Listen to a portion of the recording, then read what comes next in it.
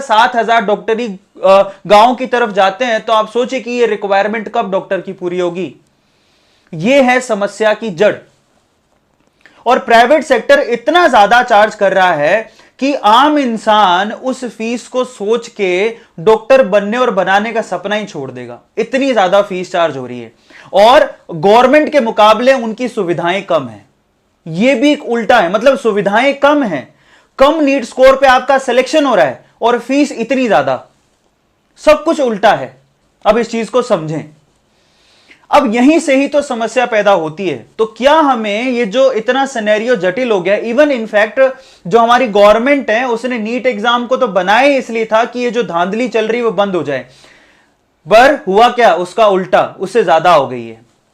आज लोग एमबीबीएस में एडमिशन के नाम पे मुंह फाड़ के कम से कम 20 या 25 लाख की तो डोनेशन मांग लेते हैं।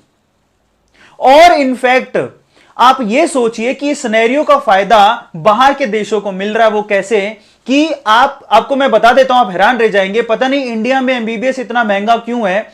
बहुत सारे जो स्टूडेंट है वो अब्रॉड चले जाते हैं क्योंकि वहां पर बहुत ही कम पैसों में एमबीबीएस करवाई जा रही है। हालांकि उसको यहां इंडिया में एक्सेप्ट नहीं करते। बहुत लोगों को रियलिटी पता भी है।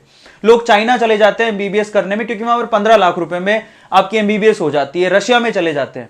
क्यों जा रहे हैं, क्यों माइग्रेट हो रहे हैं। और फाइनली वहां पर डॉक्टरी करने के बाद कई लोग तो वहीं सेटल हो जाते हैं, वापस आते ही नहीं है। कई लोग वापस आते हैं तो उनकी डिग्री को भी वैल्यू ही नहीं है, बाद में उनको मालूम पड़ता है। और यहां पर भी एमबीबीएस खत्म होने पर भी कोई काम नहीं चलता, उसके बाद एमडी करनी पड़ेगी।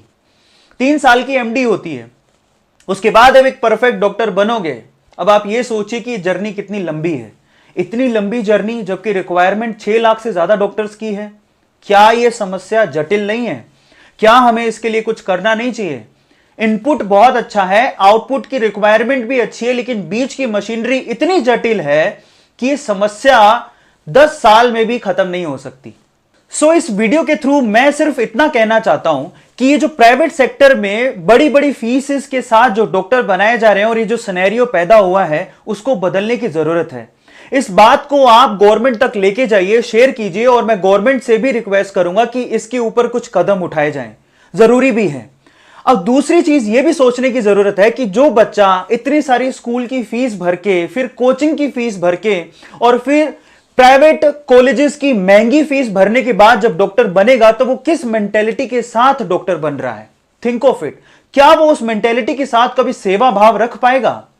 और एक बात मैं आप लोगों को भी कहना चाहता हूं जो कि डॉक्टर बनना चाहते हैं या बनाना चाहते हैं, तो आप चेक करें अपने आप को कि आपकी डॉक्टर बनने या बनाने के पीछे की मेंटेलिटी क्या है।